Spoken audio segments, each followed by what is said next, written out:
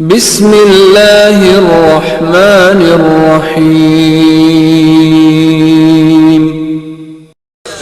اب اس نبی کو اللہ راضی کرنا چاہتا ہے۔ بھائی سرکار کو دنیا نے تکلیفیں پہنچائی، فرماتے ما اوذی نبی قط کما اوذیت، کسی نبی کو اتنی اذیتوں کا سامنا نہیں ہوا جتنا اکیلے مجھ مصطفیٰ کو اذیتوں کا سامنا ہوا۔ انبیاء کرام کے واقعات آپ کے پیش نظر ہیں، مگر نبی فرما رہے ہیں سب سے زیادہ اذیتیں میں نے اٹھائی ہیں۔ جس نبی نے سب سے زیادہ اذیتیں اٹھائی ہوں اسے راضی کون کرے گا؟ وہ راضی کس سے ہوگا؟ وہ جس سے راضی ہوگا اسے اللہ کہا جاتا ہے، اور اللہ جس چیز سے نبی کو راضی کرے گا اسے فاطمہ کہا جاتا ہے۔ صلوات پڑھیں سیدہ کی ذات، سبحان اللہ۔ اللہ کیسے راضی کرے اپنے نبی کو، اپنے رسول کو، اپنے معشوق کو، اپنے عاشق کو؟ اللہ جس ذریعے سے، جس عنوان سے راضی کر رہا ہے اپنے نبی کو، وہ عنوان سیدہ کی عظمت ہے۔ تمام تر پریشانیوں کے بعد فرماتے ہیں جب میں فاطمہ کو دیکھتا ہوں میری ساری تھکان اتر جاتی ہے، مجھے اللہ کے دین کی تبلیغ میں حوصلہ ملتا ہے۔ میں جب سارے معاشرے کا ستایا ہوا گھر میں آتا ہوں تو میں فاطمہ کو دیکھ کر حوصلہ پاتا ہوں۔ جی مولانا، ہم تو مولا کائنات کا یہ قول سناتے ہیں لوگوں کو کہ شادی کے دوسرے روز نبی نے جب اپنے داماد سے پوچھا بتاؤ میری بیٹی کو کیسا پایا، تو جناب امیر المومنین نے یہ فرمایا نعم العون علی طاعت اللہ، میں نے سیدہ کو اللہ کی اطاعت میں مددگار پایا۔ جو مشکل کشا ہو، جو مولا کائنات ہو، جو سب کی مدد کرتا ہو، اس کی مدد اگر فاطمہ کرے تو عظمت کیسی ہے؟ فرما رہے ہیں کہ میں نے سیدہ کو اللہ کی اطاعت میں مددگار پایا ہے۔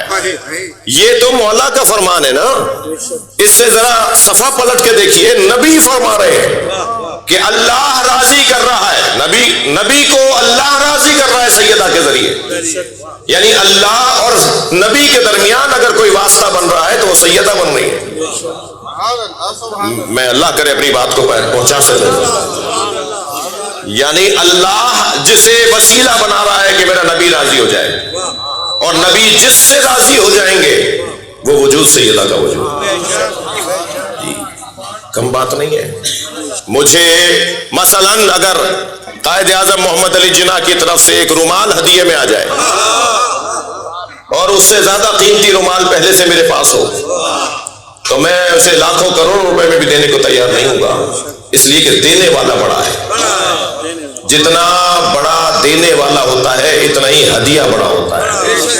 سیدہ کے آنے پہ جو نبی کھڑے ہوتے ہیں اس لیے نہیں کھڑے ہوتے کہ بیٹی آ رہی ہے، اس لیے کھڑے ہو جاتے ہیں کہ اللہ کی عطا آ رہی ہے۔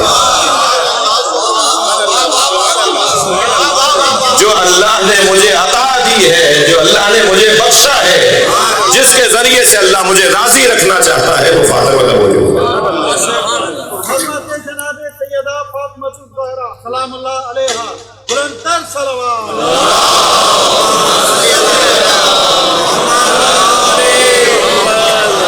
توجہ کر رہے ہیں؟ بات تھوڑی سی آگے بڑھی۔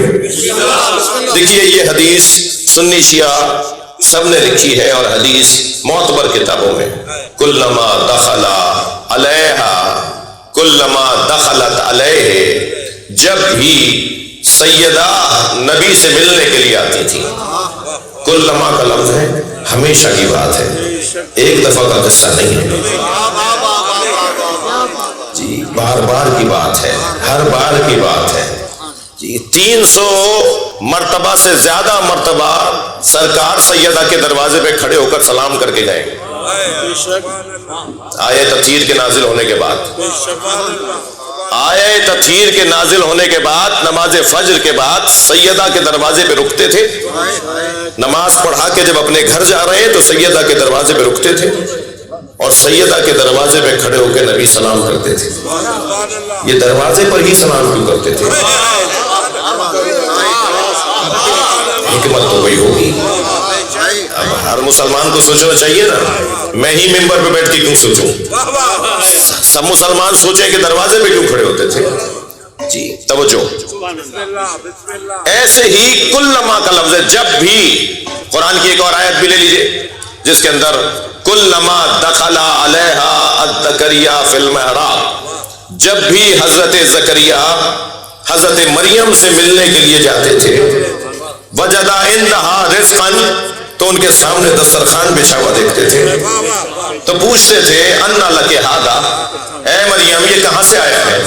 تو حضرت مریم فرماتی تھی ہوا من عند اللہ، یہ اللہ کی طرف سے آیا ہے۔ دروازے پہ تالا پڑا ہوا ہوتا تھا، اندر دسترخوان بچھا ہوا ہوتا تھا، جب بھی زکریا حضرت مریم سے ملنے جاتے تھے جنت کے کھانے رکھے ہوئے ہوتے تھے۔ یہ کل لمحہ ذہن میں رہے میرے بچوں کے، کل لمحہ، ہمیشہ، ایک دو دفعہ کی بات نہیں ہے۔ جو وہاں سے کھانا کھاتا ہے نا اس کا انداز ہی کچھ اور ہوتا ہے۔ میں لفظ بہتر کرتا ہوں، جو جنت کے کھانے کھاتا ہے اسے دنیا کی رنگینیاں اس پہ اثر نہیں کرتی، چاند سورج روشنی دھوپ سردی گرمی اس پہ اثر نہیں کرتی، اس لیے کہ وہ جنت کا کھانا کھا رہا ہے۔ میں اور آپ بھی دنیا کا کھانا کھاتے ہیں، اس لیے ہمارے بدن پہ اس کے اثرات آتے ہیں۔ دنیا سے جانے کے بعد جب جنت میں چلے جائیں گے تو وہاں کا کھانا جب کھائیں گے تو ہم پہ کوئی اس کا اثر نہیں ہوگا۔ سب نے لکھا ہے جنت کے کھانوں کا ہمارے بدن پہ یعنی اثر نہیں ہوگا کہ کوئی نتیجہ نکلے کہ کہیں آپ کو جانا پڑے۔ جنت کے کھانوں میں جنت کے کھانوں پر اثر نہیں ہوگا۔ جنت کا کھانا کھانے والا کبھی بوڑھا نہیں ہوتا۔ میرے مولا نبی فرماتے ہیں کہ جب میں قرآن کی آیت پڑھتا تھا تو میں سوچتا تھا کہ جو مریم کو اللہ نے عظمت عطا کی ہے میری فاطمہ کو کب ملے گی۔ تو خیبر کی فتح کے موقع پر سب سے بڑا کام کیونکہ مولا علی نے کیا تھا، سب کو پتا ہے، تو مال غنیمت میں بھی مولا نبی نے سب سے مہنگا لباس مولا علی کو دیا۔ صحابہ کرام نے کہا یا رسول اللہ آج علی کے پاس پیسہ بہت ہے، کھانا ہم علی کے گھر کھائیں گے۔ مولا نبی بھی راضی ہوئے، صحابہ کرام پہنچے مولا علی کے گھر اور کہا ہم آج آپ کے یہاں کھانا کھائیں گے، جبکہ مولا علی خیبر سے گھر آتے آتے وہ لباس بانٹ چکے تھے۔ اس کے جواہرات، اس میں جو موتی لگے ہوئے تھے، اس میں جو سونا چاندی لگا ہوا تھا، مہنگا لباس تھا، وہ مولا نے رستے میں فقیروں میں ناداروں میں دے دیا، کہا آج علی کے گھر کھانا کھائیں گے۔ مولا علی نے یہ نہیں فرمایا کہ میرے گھر میں کھانے کو نہیں ہے، اس لیے کہ یہ اپنا کب کھاتے ہیں، جو انہیں کھلاتا ہے وہی ان کے ذریعے کھلاتا ہے۔ جی تو فوراً بٹھایا اور نبی مکرم جناب سیدہ کے قریب گئے، حجرے میں کیا دیکھا؟ وہی منظر جیسے زکریا دیکھتے تھے،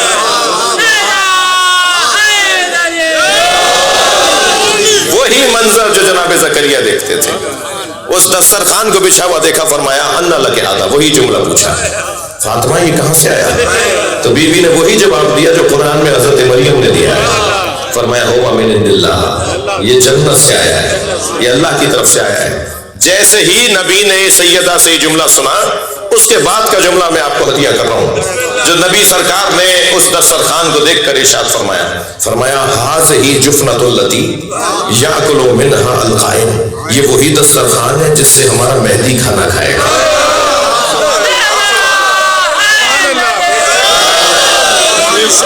یہ وہی دسترخوان ہے جس سے ہمارا مہدی کھانا کھائے گا۔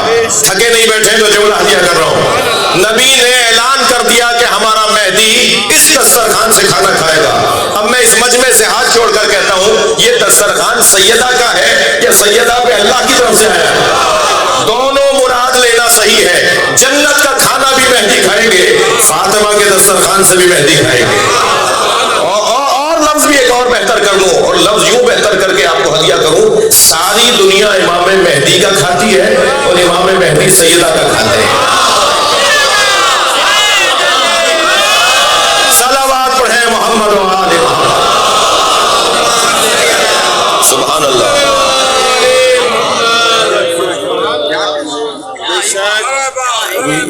میرے سنی بھائی، میری جان، میرے عزیز تشریف فرما ہے۔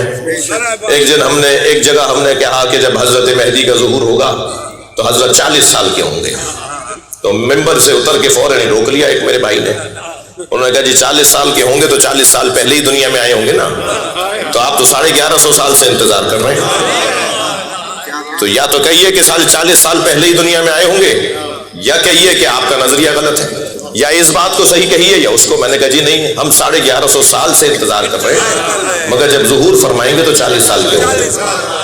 کہنے لگے شیعوں کی تو پہلے ہی باتیں سمجھ میں نہیں آتی، ایک اور بڑھ گئی، یہ بہت ساری باتیں نہیں سمجھ میں آتی. میں نے کہا جی کیا پریشانی ہے؟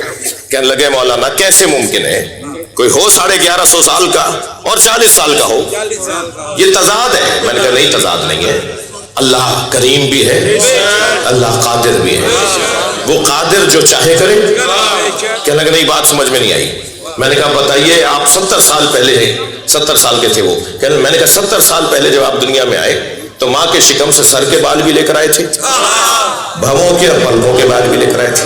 آپ نے اگر سر کے بال آج تک نہ کاٹے ہوتے تو چٹیاں بنتی آپ کی، تو پیروں تک ایڑیوں تک آتے، لیکن آج تک آپ نے بھویں نہیں کاٹی، پلکیں نہیں کاٹی. ایک بال بڑھ کر بتا رہے ہیں کہ اللہ بڑھتا ہے، ایک روک کر بتا رہا ہے اللہ روکتا ہے دونوں 70 سال کے.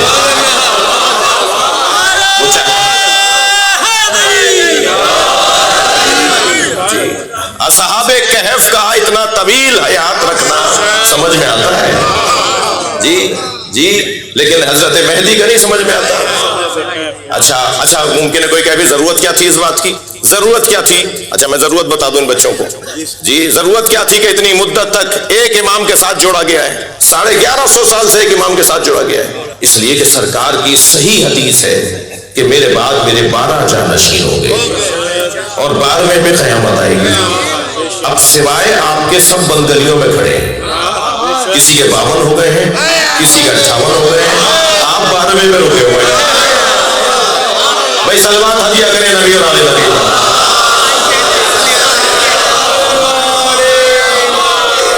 یا تو کہیے وہ حدیث صحیح نہیں ہے، وہ حدیث سب نے لکھی ہے، بلکہ کوئی مجھ سے خفا نہ ہو، میں کسی کو شیعہ بنانے کے لیے نہیں آیا ہوں، پرانے شیعوں کو پکا شیعہ بنانے آیا ہوں اور اپنے آپ کو اچھا شیعہ رکھنا چاہتا ہوں جی. لیکن ابھی پچھلے دنوں جوہی کے علاقے میں صحیح 2-3 سال پہلے ایسے ہی ہم سے بات ہو گئی اور بات کا نتیجہ تو کچھ اور نکل آیا. اور بات یہ ہوئی کہ 12 جانشینوں کا نبی کا، کہ نبی کے 12 خلیفہ اور جانشین ہوں گے، ان کے نام حدیثوں میں کتابوں میں موجود ہیں جی. اثنا عشری شیعوں کے علاوہ، تھوڑی دیر کے لیے سننی مجھے معاف کریں، اثنا عشری شیعوں کے علاوہ جتنی بھی کتابیں ہیں اس میں بھی 12 اماموں کے نام ہیں، اور شیعوں کے ہاں بھی 12 اماموں کے نام ہیں، مگر وہاں چھٹا یزید ہے اور حسین کا نام نہیں ہے. آپ جا کے دیکھ لیجئے، میں ایسی کوئی بات نہیں کر رہا. آپ علاقے کے، شہر کے، صوبے کے، ملک کے کسی بھی عالم سے جا کے پوچھئے کہ ہماری کتابوں میں 12 نبی کے جانشینوں کے نام کیا ہیں. اچھا ان سے یہ بھی بات کہیے گا کیا ہے، وہ بتائیں گے نہیں. ان سے کہے گا کتاب دکھا دی. جو کتاب جب کھلے گی نا تو اس میں چھٹا یزید ہے. جہاں 12 نبی کے جانشینوں میں یزید تو ہو، حسین نہ ہو،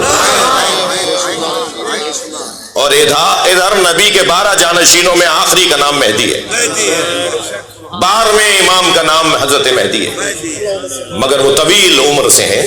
اور ممکن ہے کوئی کہ صاحب یہ جب ضرورت ہوتی اس وقت دنیا میں آ جاتے تو یہ گیپ جو آ جاتا، تو اس زمانے میں اگر ولادت نہ ہوئی ہوتی، آپ کی آمد نہ ہوئی ہوتی اور گیپ آ جاتا، تو اس زمانے کے اندر جو لوگ بھی مرتے تو ان کا کیا حال ہوتا.